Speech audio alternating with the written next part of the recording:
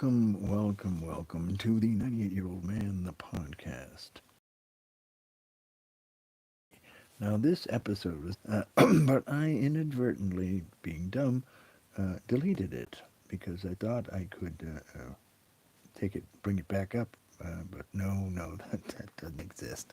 So it was gone, one and gone, unfortunately. Excuse me. So, where we left off was at restoring the House to the original enumeration, which was one representative for every 30,000 people. Now, I had estimated that to be around 11,000 representatives, but I'm not quite right about that. It's going to be more like 14,000. But nevertheless, here's the deal: we have in the current House of Representatives and staff totals up to political staff is 14,458 people. That's the personal staff, the committee staff, the leadership staff, and the 435 representatives, 5 delegates also representing D.C. and the U.S. possessions. Uh, so, hey, happy Christmas to you. So, what have we got going on here? That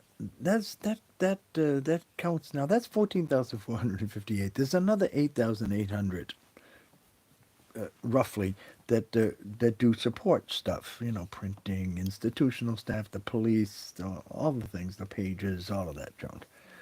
That's all that. Yeah, it's all that.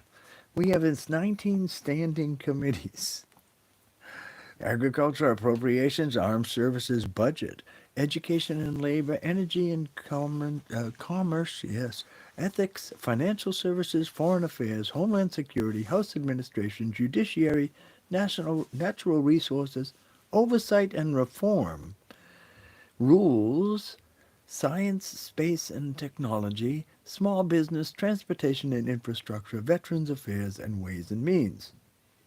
435 people decide all this stuff. Okay? And their staffs, because their staffs are integral to the process.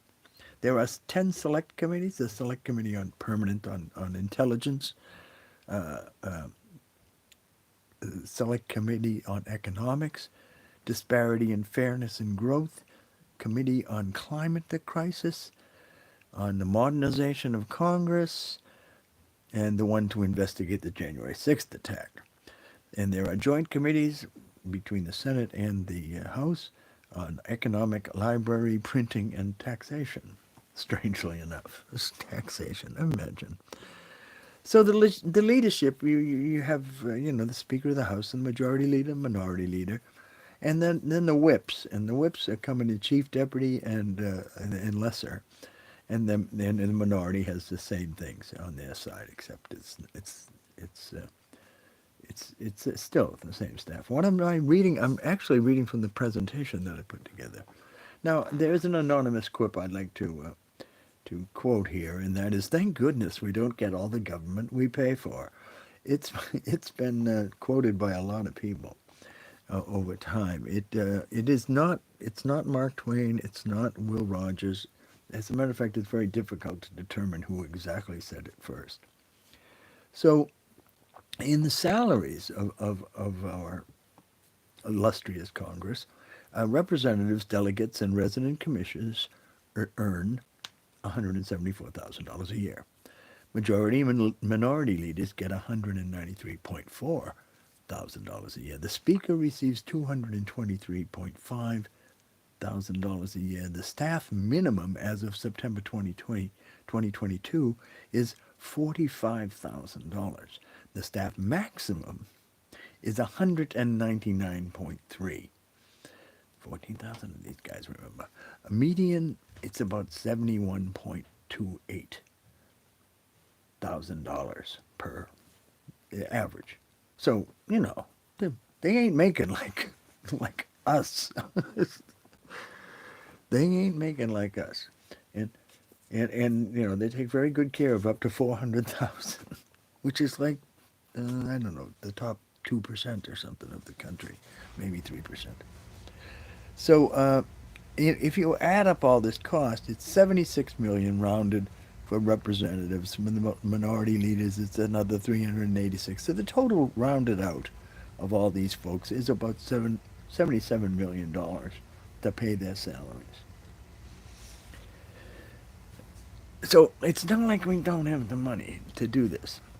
So to propose the expansion by the original enumeration, the 2021 population is 331.9 million. Divided by the original enumeration, that's 11,063 representatives. So it's pretty close. The state's population divided by 30,000 leaves 11,131 representatives. It's a lot more representatives because the states are different populations and get at least one and get divided up according to population too. So how many they get has something to do with population. So the at 174,000 using the current salary, if we paid all these new congressmen this 11,000 representatives 174K, it'd cost us $1 billion. I don't know if it'd be worth it at that price, but we're not going to pay them that kind. So let's say we do it at 50% of that salary, at 50,000 is the salary. That is the 556 million, and half a $1 billion every year. But the difference is that the people who are doing the work that is currently being done by staffers, and I'm talking about policy work, I'm talking about real legislation, is being done by staffers, not by elected representatives. The elected representatives are like rubber stamping whatever these guys put out, because they haven't got time to read these bills. And that's a problem. We need people who have been elected reading these bills, not staff members going dunk, dunk, dunk, rubber stamp, thank you very much, running up the chain of command. That's what I'm talking about. When I'm talking about our Congress doesn't represent us, they need to represent us, and they need to do their own damn work. Now, they're still going to need some staff. I'm not saying that's going to go away. But if you've got 11,000 people to divide the workload between, you're going to get much more detailed oversight. Hi, Coromeno.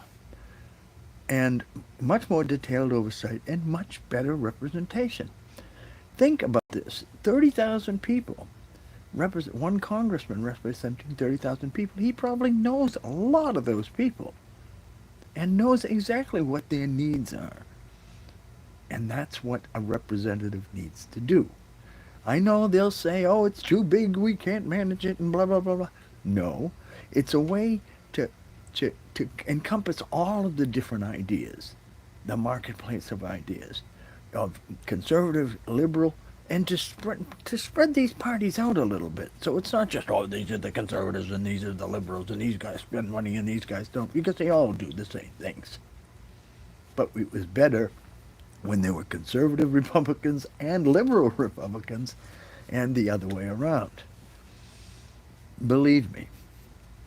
It'll divide into factions, absolutely. There'll be factions, there'll be little, not break-off parties, but break-off communities of interest within these 11,000 people. And they'll be broken up by states and captured by states. Let me get into that a little bit. All right, now, who knows what really the salary should be? Maybe it should be a volunteer job like it is here in New Hampshire. You know, you get paid $100 a year or something like that. Ridiculous number. And they're representatives, and they actually represent us, and they do their own work. They still have legislative assistants, but they do their own work. Hey, sweetest, how you doing? Good morning to you. So this is my third episode of a 98-year-old man, the podcast. So seats in the will of the House, there are 435 plus whatever the delegations are. That many seats in the House and seats for the clerical staff and all of that. So whether they seat in the House is more a status thing. So we make that more of a status thing. They're going to meet virtually. This is how this is going to happen. This is the only way this can happen. And they'll still have meetings. They'll still go places and meet with people, but it'll be more local. And when they need to go down to Washington, they can go to Washington. There'll be place for them there. So you say the leadership needs about 15 seats. the committee chairs and the ranking members on those committees, about 60. Delegation majority and minority leaders, that's 100. State delegations. Senior ranking members, about 50 seats. And state majority minority ad hoc seats, there'd be about approximately 215 that they could figure out how to distribute those. And they could be temporary seats, would send you down to argue for your bill or something like that. The thing is that it needs reform. This Congress needs reform. This is the place. This is where the money is spent. All bills for concerning money come from the House. So let's have better representation of our needs and our wants through a larger House.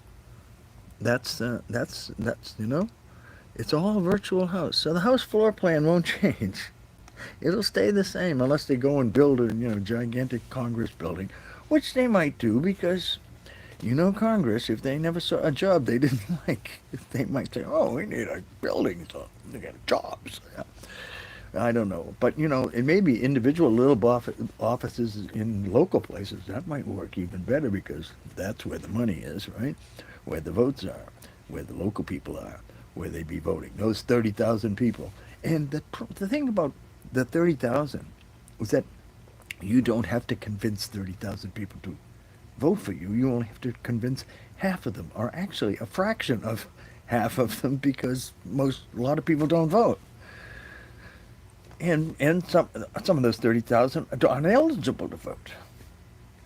So this is, yeah, it's not going to be a great remuneration to be a representative, other than the remuneration of being a public servant, which our founders thought we'd have. We'd have citizen politicians, citizen representatives. And this could do something about changing the way it is. Because the way it is, they get bought. Yeah, they get bought. K Street is lined with them. There's a circus going on here, a merry-go-round going from K Street to Congress and to staffs and out of Congress into the staff, moving, going around in a circle. All these people living in fancy houses in Virginia and D.C. Yeah, they're the ones making the money. So anyway, we going forward, we need to define what's political and administrative roles and what refine the cost data on all of these things. And I think I'm going to run for president on this platform. And now I don't know if it is going to do anything. I'm certainly not. I doubt I'll get elected, but I'd like to be. But I have to decide whether to run as a Democrat, Republican, or an independent. And I favor a primary run to build some publicity up, and maybe an upset. You never know. And then run as an independent in the general, if I lose in the primary, which I may not. And then hammer on expanding the House and creating an easily understandable report on executive, Senate, House, and judiciary spending. How they spend and what they spend. The enormous power that the House of Representatives has ceded to the presidency, to the executive branch, is amazing. Amazing that this has happened. It's a huge, huge bureaucracy. They spend money like water. Happy Christmas, St. John's Soup. Happy Christmas to you all. So anyway, that's the plan. That's the platform. Bob for president. I think I will file come January and get this started. Because New Hampshire is a place you can make an impact. Simply by going around, shaking hands, and going to diners. Coffee shops. It's the coffee shop tour. And I can play them a song too. Wouldn't that be nice? So that's the idea. I hope you enjoy that, and I hope you've enjoyed the wisdom of the 98-year-old man one more time. Remember, it's all about the clickbait, and you are the unique you in the universe. Don't ever forget it. Be you. It's the best.